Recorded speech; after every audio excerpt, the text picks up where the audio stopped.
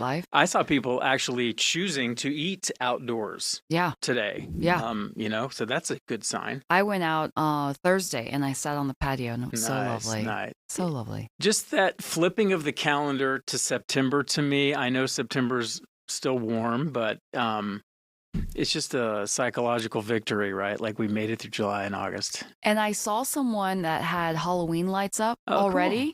And you know what? I usually make fun of people who decorate too early. Sure. But I can see how people are like, let's just get over summer. I can see that.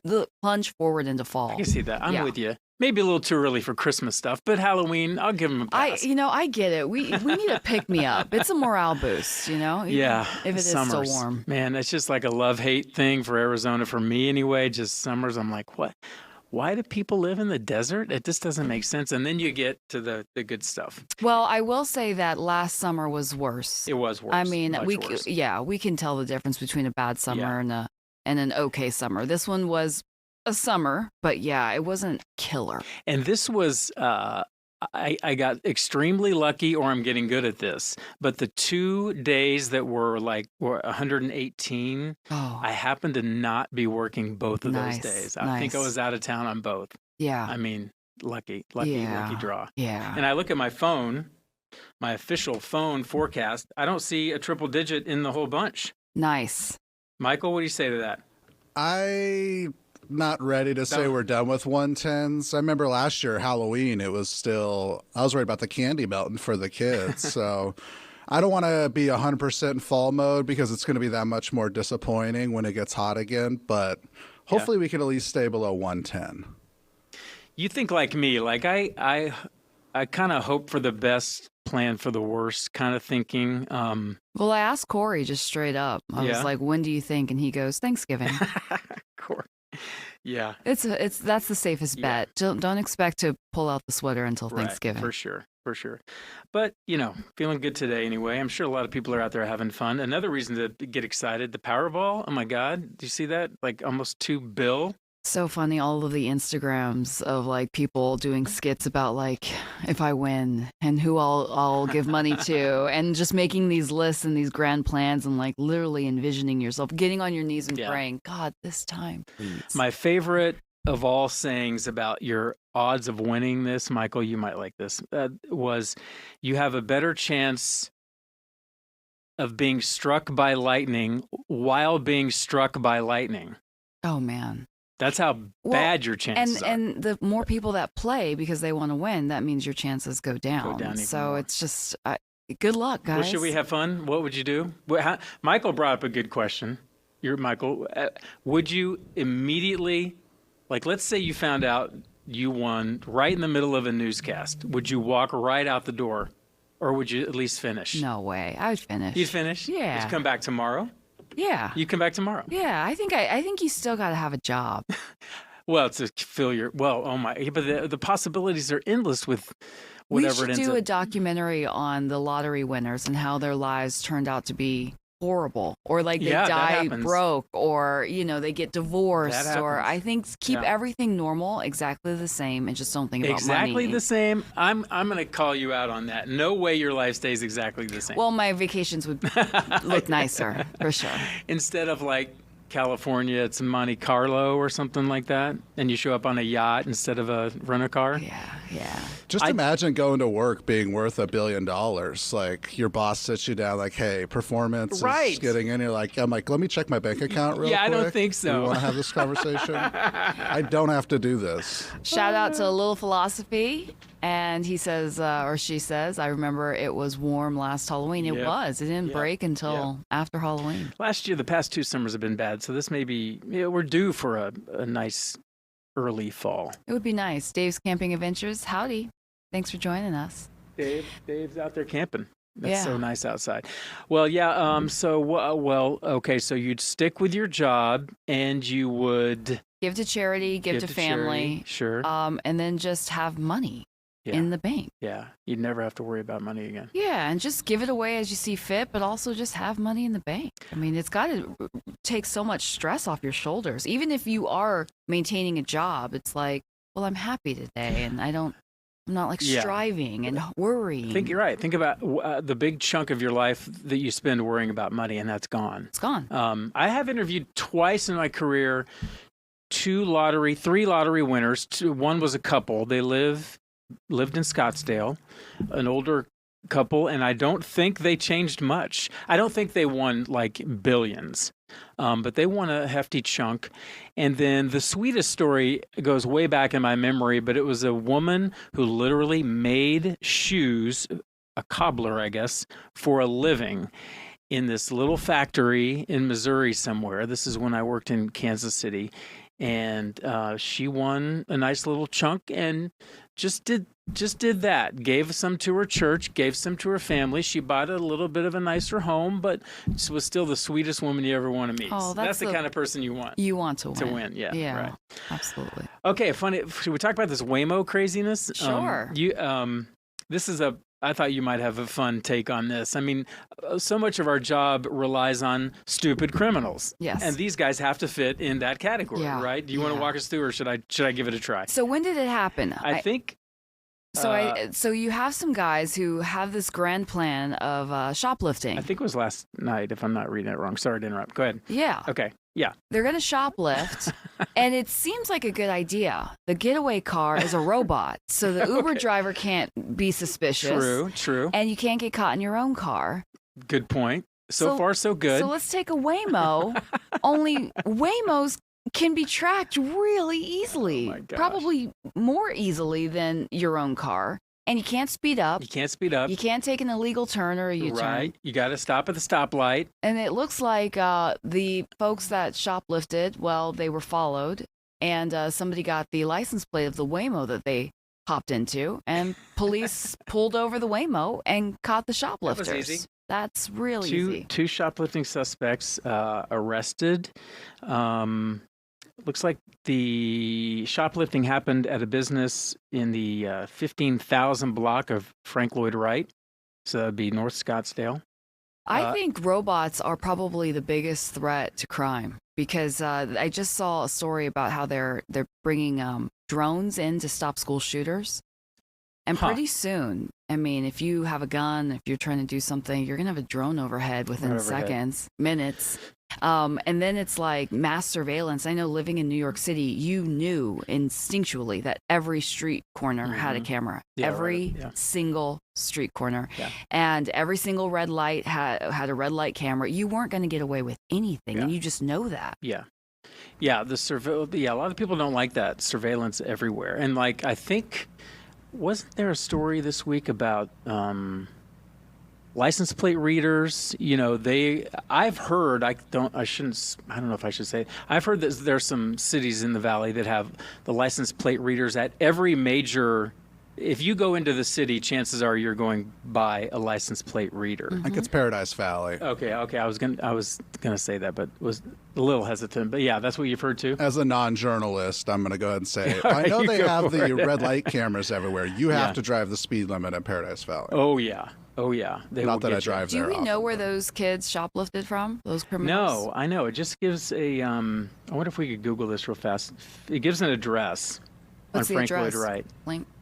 Right. Yeah, okay. I'm going to look that up. Yeah, definitely don't go to robots for help. For your help, get away. They are the biggest narcs, man. Well, could Waymo just lock the doors and then just drive you to the police station where they do the perp walk? That's what we are trying to find out from Waymo today. But I guess the Waymo part of the story is that the police pulled up behind the Waymo car, and when they flashed the lights, there was some system that the Waymo car then pulled off and stopped, followed the police command. That's in the program, I guess. Yep. So Well, I believe in those. The jig is up.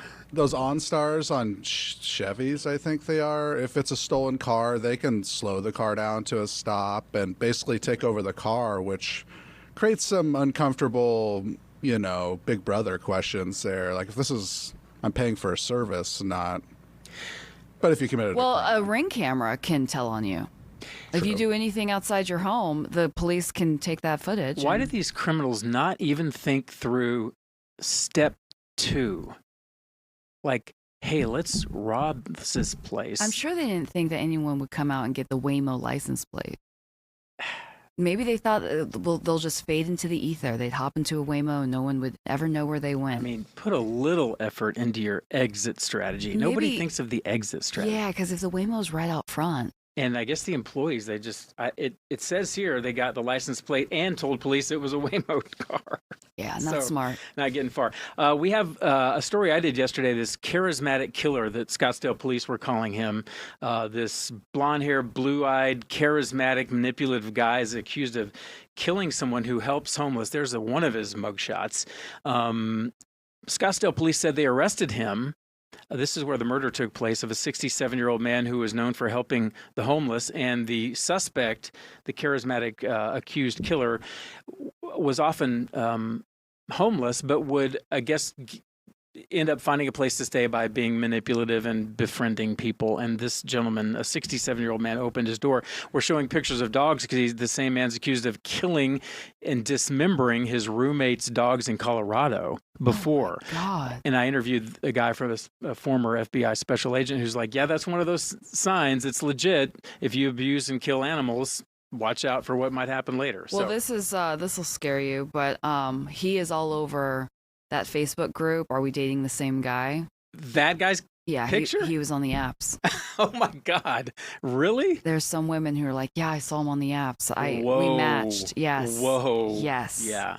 Scary. Because that's kind of a dating joke. Like if you were a serial killer, I would know it by now, but maybe not. Imagine how easy it is. I know this is really dark, but like if you're a serial killer and you're preying after people, just go on those apps, be charismatic, sucked in. How do you, Because I would have probably considered that a good date if he was charming and charismatic. Exactly. Little do I know, he's a sociopath. And that was what Ted Bundy did back even before the internet, right? He just was charismatic.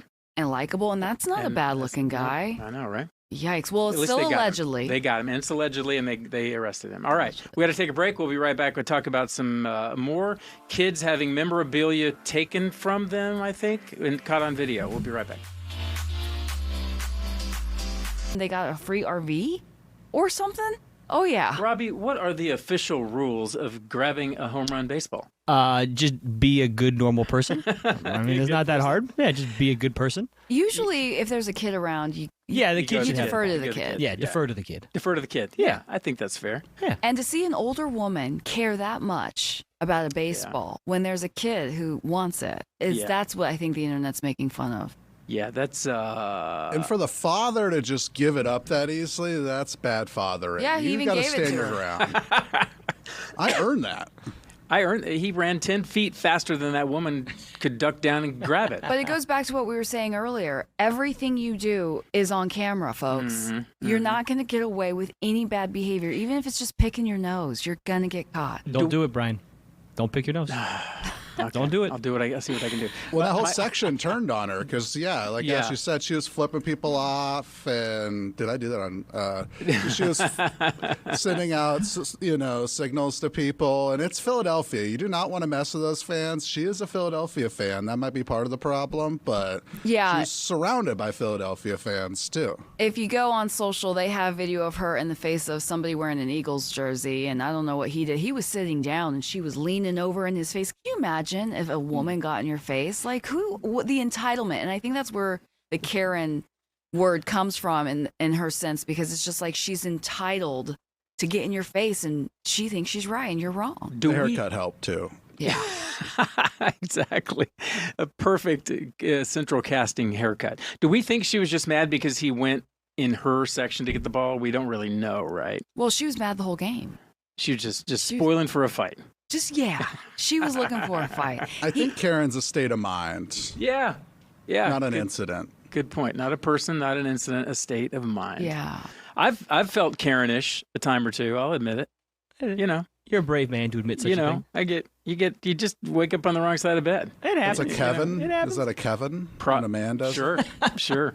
Acting like a Kevin. Oh man. Okay. What will it be next weekend? Be careful, everyone. Be well behaved. Remember who was the coach who stuck his hands in his pants and then wiped it on the wall? What? Recently, and that was caught on camera. Oh my God. I don't know that one. Oh, that was a pro coach, pro NFL coach. I gotta look it up.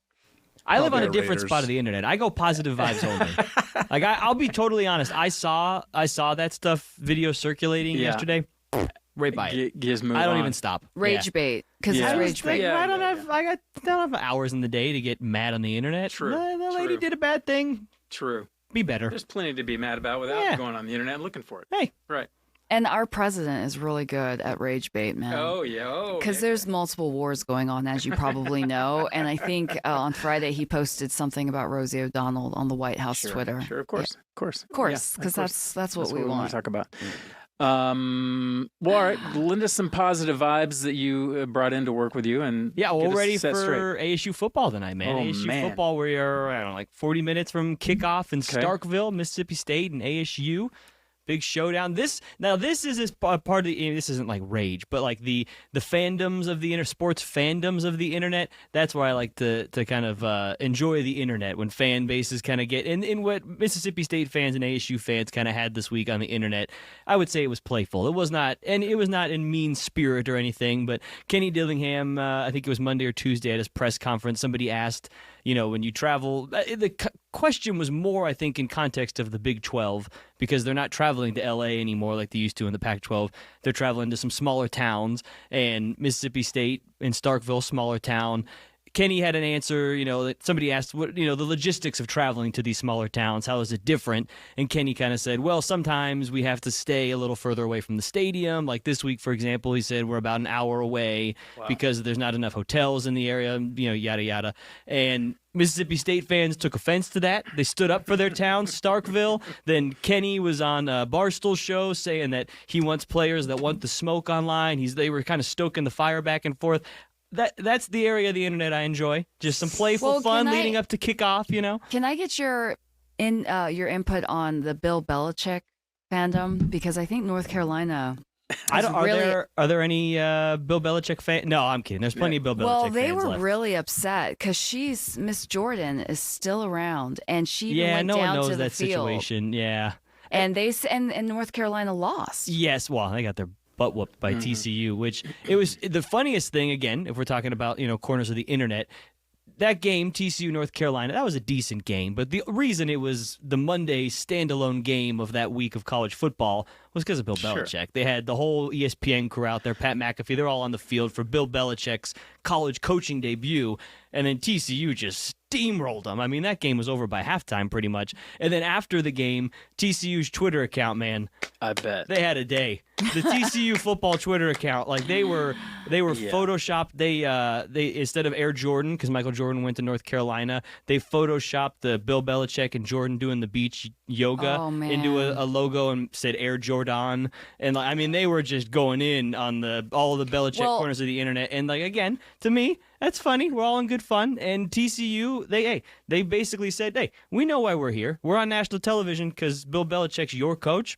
We don't care. Right. We're coming into your house. We're taking this game. And it did not help that she went down to the field to go talk to him. I think that was during practice, but still the optics Yeah, she's still around. of Yeah, him being distracted when he's got a job to do is not good. Go In ahead. her defense, she had a magnificent balloon arch at the post-game press conference that she made, which is tough to speak under after taking an L. But in Bill Belichick's Was there defense, really? I didn't see that. Was there really a? Yeah, there was they thought they were going to win. Yeah, you okay. could tell it was a woman's touch. I will say it's very weird. Not to promote another outlet, but Pablo Torre, a national reporter, has done a really intense deep Great dive job. series of podcasts about their relationship and just how this whole North Carolina thing has come about. So if you're interested in Bill Belichick-centric stuff, I would check that out. But it's so interesting to me, this whole thing, because Bill Belichick he's Bill. I mean, it's in part of my mind, he's still Bill Belichick, right? One of the I mean, best ever. he's arguably the greatest football coach of all time. Right. And when everything ended with the Patriots, there was the whole, what was it, Tom Brady? Yeah. Was it Bill Belichick? In my mind, they needed each other. I mean, I don't think one or the other succeeds to the level they did unless they were paired up like that. But everything post-Patriots, really everything after Tom Brady left, has just kind of been weird with Bill. And it it's- feels like the ending with the Patriots and then going to college and then the weird way this is all gone. It's like, where is that guy that I remember saying, just talking to reporters saying, we're going on to Cincinnati. I mean, it's We're going on to to kill it. Cincinnati, not answering like that, like hard-nosed Bill Belichick. Where is that? This is guy? what we're going to remember his legacy. I mean, it's going to be this now. That's Why what's weird. Did yeah. they lose? Why did North Carolina lose so Well, badly? Is it his fault? They have like 70 new players from the transfer portal. He's trying to rebuild it all. So the team is entirely new. And Yeah. Bill gotta- Belichick, the last couple years in New England weren't great. The start to his college career, not great here. I think his legacy's fine. I mean, does anybody talk about Jordan on the Wizards? What about Emmitt Smith on the Cardinals? That's true. We skip over, Willie Mays on the Mets. We skip over the last 2 years because it always takes them a couple years to realize they don't have it anymore. There'll be recency bias now that it's like, oh man, what happened to Bill Belichick? And then give it another 3 or 5 years after he totally goes out of the limelight, and then it'll just be back to them lifting Lombardi trophies and stuff. Okay. I just want to give a shout out. We have a lot of people engaging with us today. We appreciate it. Holy smokes. Catch a Jazzy Fade, Martin Castellanos. Love it. Dave's Camping Adventures, Kodiak, 928, Little Philosophy, Melinda, Carter Gomez. We see you guys. Thanks, guys. Melinda, thanks for watching Fox 10 Talk Sports yesterday. We appreciate you. Yeah, that's great. I don't know. That's a little interaction here. Yeah. Okay, so we think that Bill Belichick's legacy is okay. We think we need to defer to children when baseball or sporting memorabilia gets handed out. Give or it to the kids. Give it to It's the for kids. the children. What else have we learned The children today? are our future. And don't rob a store and try to make a getaway in a Waymo car. Don't go to the robots for help. We learned a lot today. They're going to tell on you. What would be the best car to get into after stealing from a store? What do we think? It's got fast, but not nondescript- too loud. Yeah. A nondescript Honda Nondescript. Civic. Honda Civic. Yeah.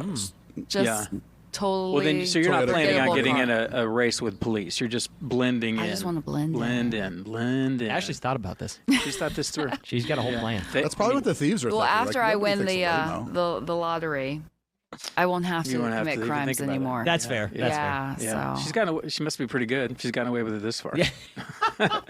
I haven't seen her in any wanted posters or anything. No, yeah. Not Yeah. that we know of. just blend in. If you were to rob a place, what would you go for? Just Watch store. a watch? Oh. As They're small Yeah. and they hold a lot of punch. My friend told me. She's thought about this, man. My This friend is told me that in the bigger cities, London, New York, so on and on, like if they see a watch, you cannot wear a nice watch out in these big cities anymore. Is what pickpocket he type said. stuff. He said just They'll kill you. come up from behind you, a punch or two. They take it off so fast you don't even know it's gone, and they're gone just as fast. Jeez. I don't know. Shout out Little Philosophy. He says he would get away in a Segway. That's a good idea. like that. No license